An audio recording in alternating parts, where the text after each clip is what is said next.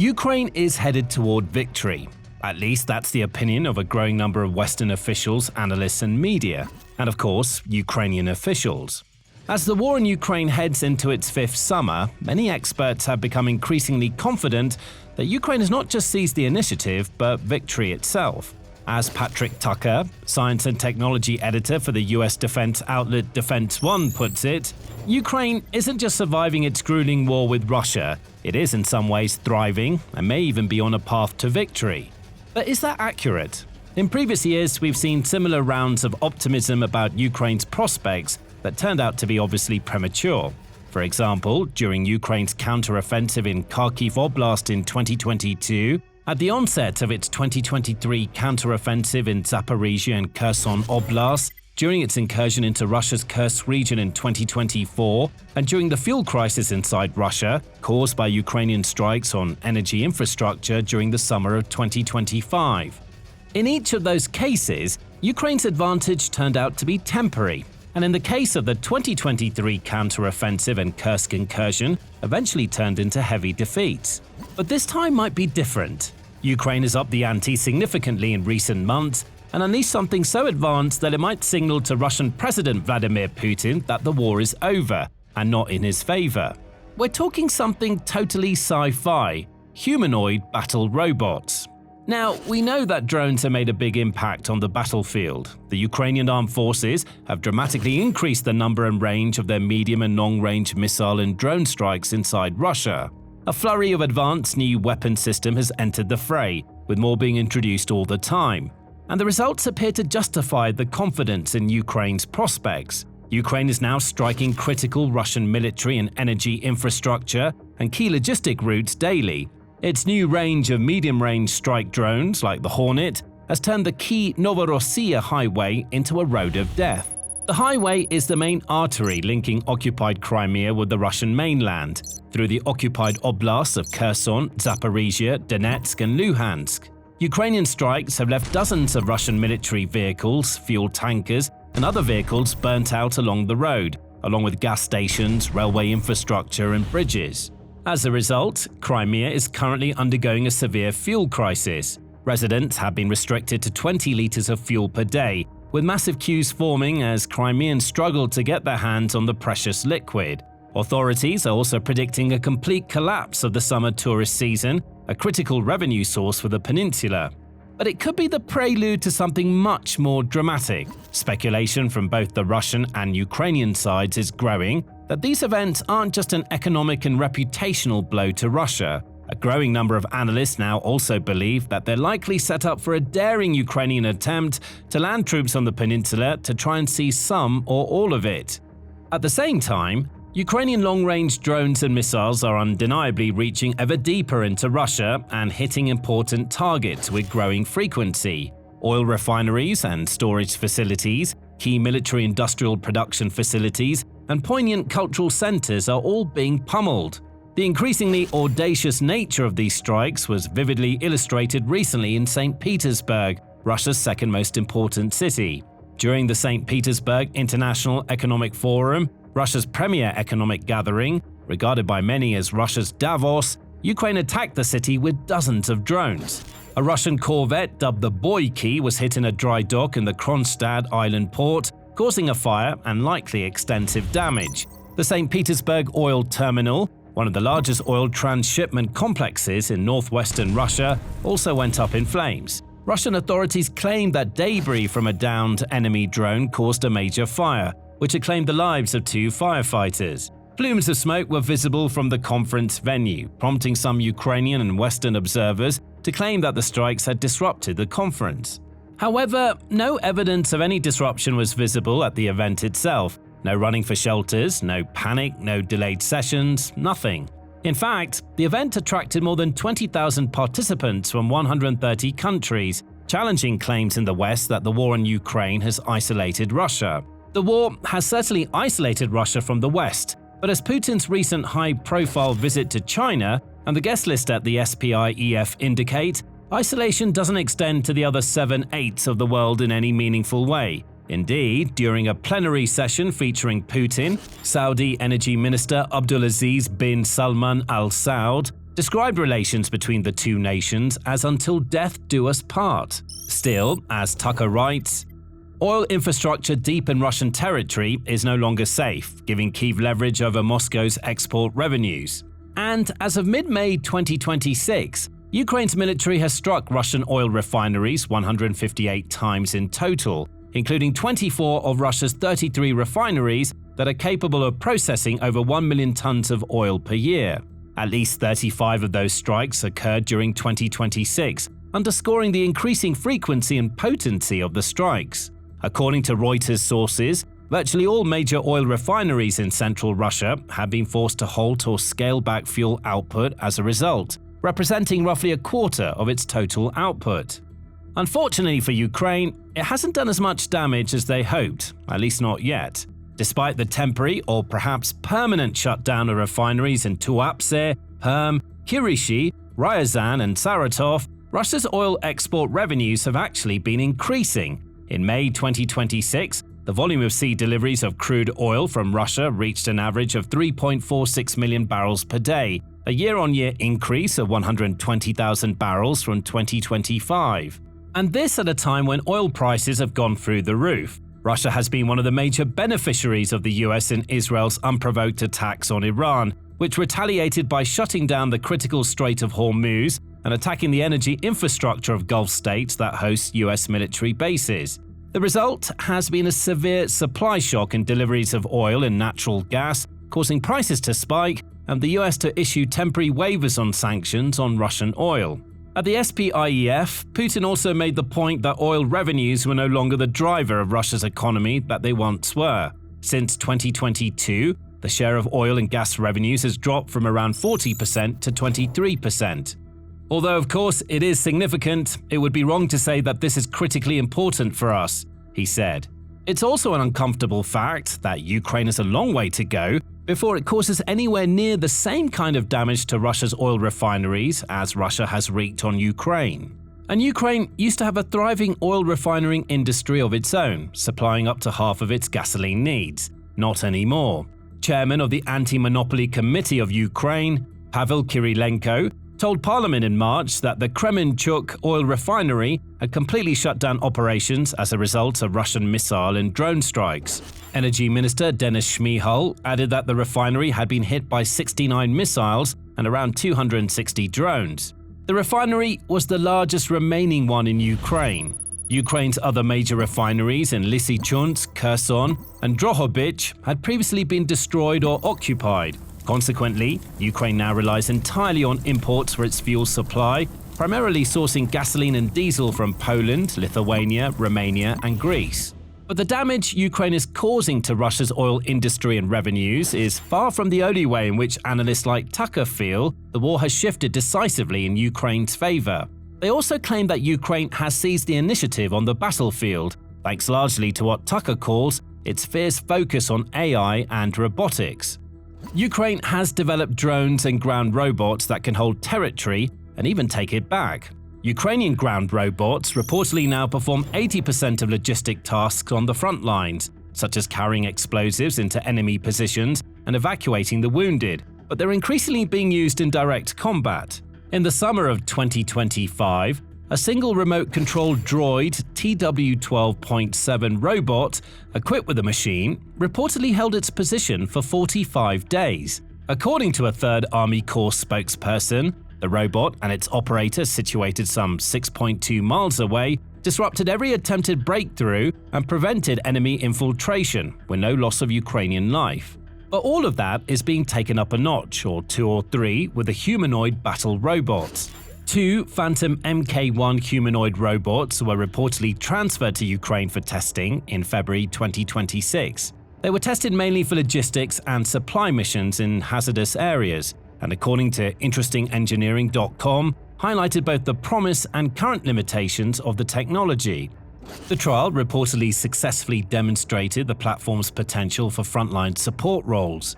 However, the Phantom Mk1 remains far from a battlefield super soldier, with a limited payload capacity of around 44 pounds, no waterproofing, and battery endurance insufficient for large-scale operational use.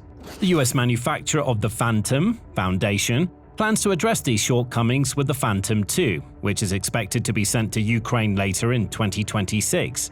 The upgraded model will reportedly have superhuman capabilities and double the payload capacity of the Phantom Mk1. Developers are facing similar challenges with all the robotic systems being introduced, but these are steadily being resolved. But alongside robots, there's another key technology that's giving Ukraine the edge on the battlefield and in the skies: AI. Ukraine's military use of AI has evolved from experimental trials to core operational capabilities in 2026, particularly in command and control, autonomous targeting, and swarm coordination. An increasing number of unmanned systems are controlled in at least some aspects by dozens of AI products, from guidance packages on aerial drones to decision aids at the highest levels. The most prominent example is the Palantir software suite, specifically the Prisma platform, which has been deployed within Ukraine's main intelligence directorate, or HUR, and other strike units. Prisma aggregates real-time data from thousands of drones, radar intercepts, and satellite imagery into a single operational picture, allowing operators in dispersed bunkers to coordinate mass drone strikes simultaneously. The system's algorithms analyze interception points of previous waves, radar coverage zones, and air defense density to calculate optimal flight paths in real time. It self-learns from every mission, dynamically routing new drones through gaps in Russian defenses that human planners might miss. It's been a major factor in the increasing effectiveness of Ukraine's long-range strikes. Another prime example is the TFL-1 module, which can enable a one-way drone to function autonomously after a human has selected its target, reducing its susceptibility to jamming and other defenses. Its manufacturer, the Ukrainian company The Fourth Law, says TLF-1 makes a drone 4 times more likely to hit its target. Ukraine and its partners are also steaming ahead on new concepts of highly autonomous defenses against Russian drones, combining ISR sensors and AI to detect and identify enemy drones in less time and with more certainty. According to David Aloyan, Deputy Secretary of the National Security and Defense Council of Ukraine, all of the systems are being linked with each other and with people to create a distributed network with interceptor drones at various locations to be activated when needed. One day, we will have only like 10 guys who are just going to be responsible for approving interceptions, and it will automatically go directly to the target. The human operators will be dispersed as well.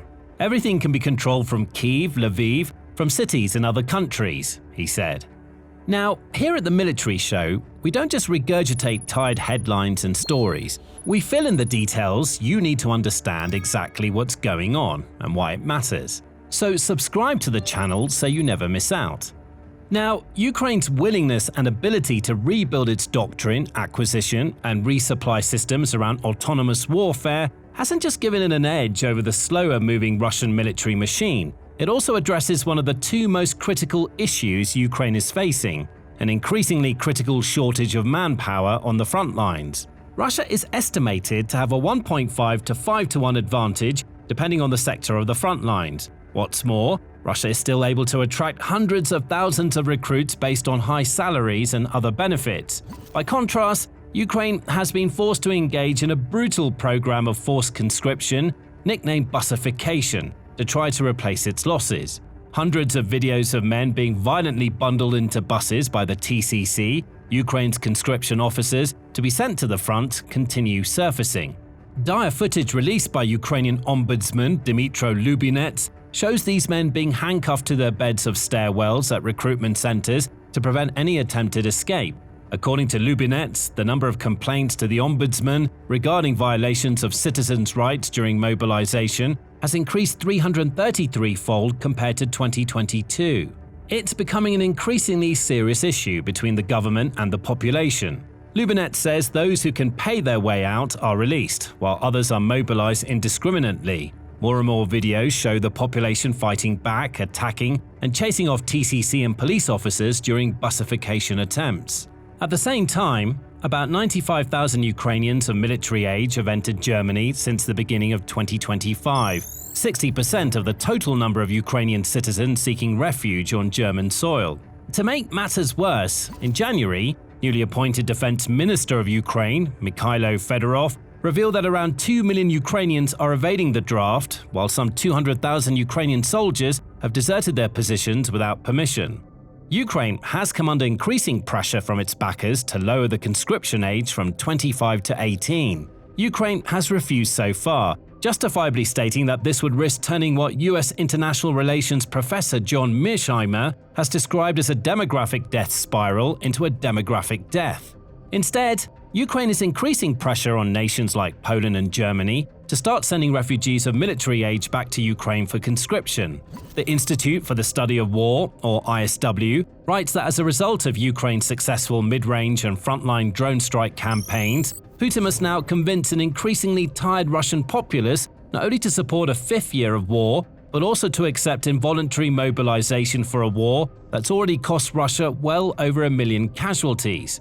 That may be true, but it appears that ship has long since sailed for Ukraine. Ukrainian President Volodymyr Zelensky's government and its Western backers are quite happy to fight to the last Ukrainian so long as it weakens Russia. But the evidence suggests that the Ukrainians themselves are, for the most part, not that keen, to put it mildly. Now, for all its advances in robotic and unmanned technologies, and for all its many successes in causing severe damage to Russia's logistics and economy, this shortage of manpower is starting to manifest on the front lines.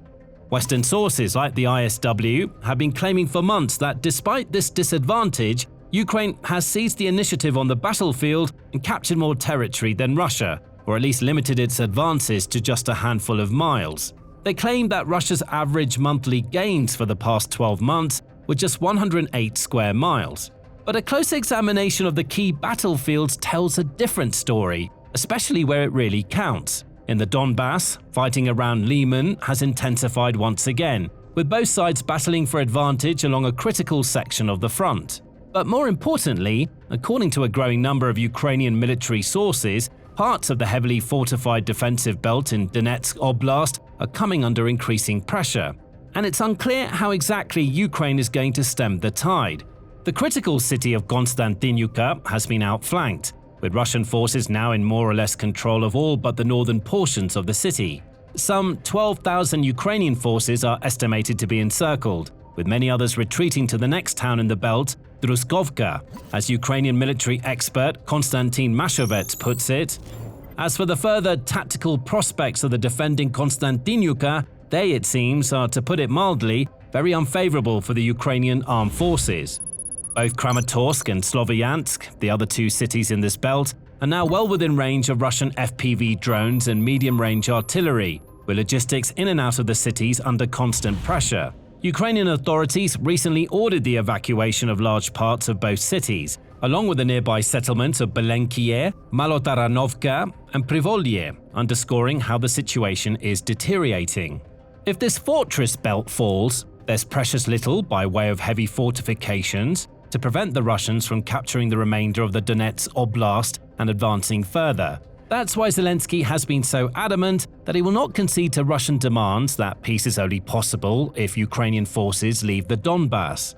But unless something changes dramatically in the coming weeks, he may not have a choice. Further north, Ukrainian experts are sounding the alarm about the situation in the key Kharkiv Oblast logistics hub of Kazucha-Lopan. Experts have warned that the capture of the town would open up a path for Russian troops to the immediate outskirts of Kharkiv itself. Now, if you listen to Ukrainian military experts and not just government-aligned and Western propaganda, the situation is becoming equally difficult around the key city of Orikhiv in Zaporizhia, on the northern approaches to the city of Sumy and other directions. But perhaps the most telling sign that Ukrainian frontline successes are not all that they're being made out to be is the insistence of Zelensky and his key European allies that a unilateral ceasefire along the current front lines is a prerequisite for a just and lasting peace. You have to look really hard through the annals of military history to find examples where the side that's winning unilaterally decides to cease its advances in favor of the losing side. Russia has completely rejected the notion of a ceasefire along the current front lines, while Ukraine insists on it. Make of that what you will. Meanwhile, experts like Tucker and the ISW continue to downplay sources like the Pentagon Director General's May 2026 report that throw cold water on the narrative of an impending Ukrainian victory. The report states that Russia almost certainly retains a significant advantage over Ukraine in most key areas, Tucker swats it aside, writing, "To understand how dramatically Ukraine's prospects have changed, consider that in March, National Intelligence Director Tulsi Gabbard testified that the US intelligence community believed that Russia had the upper hand in the conflict." Tucker also seems completely oblivious, whether consciously or not, of the impossible situation Ukraine is facing in another critical area: air defenses against Russia's ever-expanding and improving range of ballistic missiles. The problem seems insurmountable when it comes to the air defense system Ukraine needs most: PAC-3 or PAC-2 missiles with a Patriot system, by far the most effective system against ballistic missiles. In May, Zelensky penned a lengthy open letter to President Donald Trump, urgently requesting expedited delivery of these missiles. It seems to have been ignored, at least publicly. He also requested a license to manufacture them in Ukraine, which also appears to have been ignored if not rebuffed, at least publicly.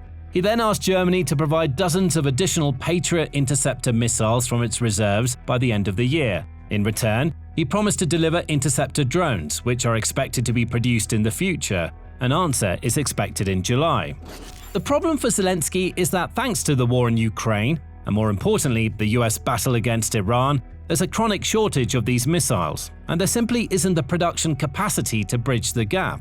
Russia is estimated to produce up to 113 ballistic, aeroballistic, and hypersonic missiles per month. Meanwhile, although it has announced plans to drastically ramp up production in the coming years, Lockheed Martin manufactures only about 52 PAC-3 MSE interceptor missiles monthly. So even if every single one were delivered to Ukraine, it still wouldn't be enough. And Ukraine certainly needs them. In the aftermath of Ukraine's cynical strike on a teachers' training college that left 21 teenage girls dead and dozens more injured, Russia has been steadily intensifying its own drone and missile strikes across Ukraine. Targets have expanded to include logistics hubs, gas stations, trucks, and warehouses, including those holding food and medical supplies. On June 10, for example, Kyiv Mayor Igor Terekov reported more than 20 strikes with the Geran-type drones within the city limits, leaving several massive fires in their wake. Putin has vowed systemic strikes against decision-making centers, but it's clear these strikes are intended to cause as much disruption and unhappiness within their own government amongst the Ukrainian populace. And that's exactly what Ukraine's increasing strikes on Russia are intended to achieve, forcing Putin to accept a humiliating defeat. But there's very little evidence it's working.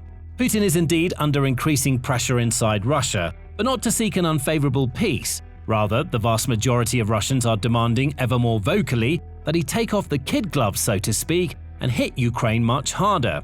As he starts obliging, Zelensky has responded by ramping up Ukraine's long-range strikes inside Russia. In turn, Russia seems to be taking an increasingly callous view toward Ukrainian civilian casualties, which are mounting quickly. And Zelensky and Ukraine are doing the same. Yulia Mendel, Zelensky's controversial former press secretary, who subsequently fled to the US and turned on her ex-boss, recently summed up the risks. If Zelensky's gang doesn't agree to stop the war this summer, Ukraine will face rivers of blood and a terrible winter. We will all be told to endure for a few more months. And once again, they will tell us how Russia is about to collapse right now. The people who prescribe these messages are not stupid. They're just sure that we all are stupid, she said. Nonetheless, Zelensky, his backers in Europe, and the pro-regime press continue to believe that a devastating defeat for Russia is around the corner. But what does a Ukrainian victory actually look like? According to David Aloyan, declaring victory will require more than the cessation of hostilities. The invading country must be left much weaker, so it can't rearm as it did after its 2014 invasion of Crimea, he said. Right now, they're aiming like about 30% of their economy for the defense industry, which is too much, he added.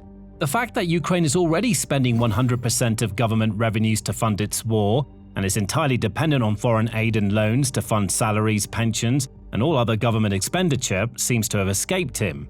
Not to mention that, in addition to allocating all government income to the war effort, an additional 90 billion euros, about $140 billion in EU support, is already deemed insufficient. And the EU doesn't actually have the money to lend to Ukraine. It's using confiscated Russian assets. The result? Humanitarian aid to Ukraine has declined precipitously as the long-suffering populace needs it most. According to the Kiel Institute for the World Economy, European financial and humanitarian aid allocations dropped to less than 1/5 of the average monthly level seen in 2025 between January and April 2026. Poverty, unemployment, and food insecurity are rising, even as the population keeps declining and inflation keeps ticking higher. Alongside a growing number of voices you won't see in the mainstream media, former Ukrainian Foreign Minister Dmytro Kuleba has also voiced skepticism about the Ukraine has turned the tide narrative.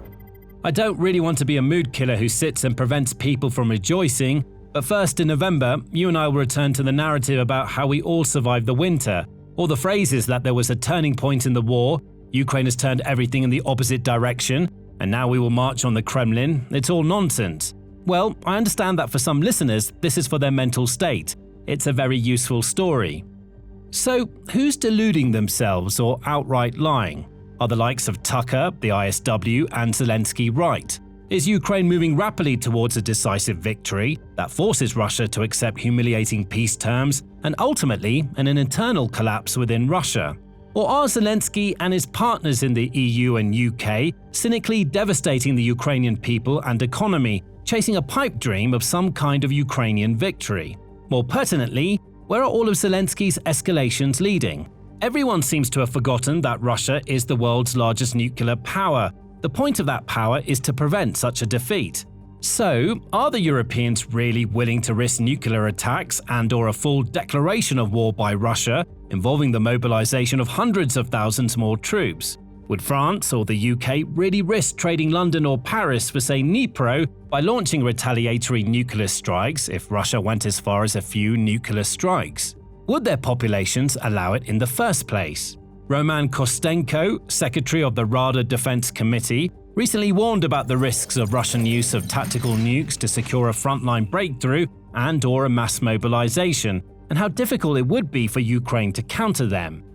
Time will tell. In the meantime, we take a look into the future with this video about how Russia won't recover from the war for the next 100 years. Thanks for watching.